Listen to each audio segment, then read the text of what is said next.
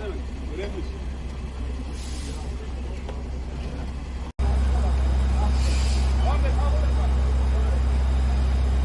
Ani bir yangın oldu işte. Arabada bir yangın başladı, parladı araba. Biz de dumanından falan gördük. Zaten burada oturuyoruz biz de. Bir heyecan, bir panik oldu. Çocuklar falan korkmaya başladı. Yani biz o heyecanla direkt hemen itfaiyeyi aradık. İtfaiye gelmeye başladı. İtfaiyeden önce de belediye ekipleri geldi zaten. Yani bir tondan fazla su bastı.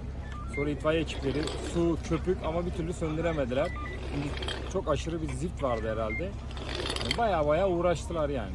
Yangının sebebini bilmiyorum. Büyük ihtimalle kaynak yapıyorlardı. Kaynaktan oluşan bir kıvılcım olabilir yani.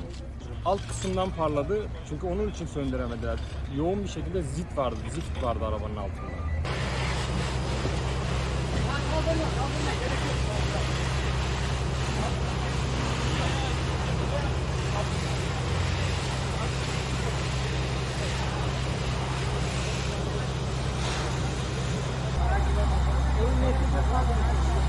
Fatih,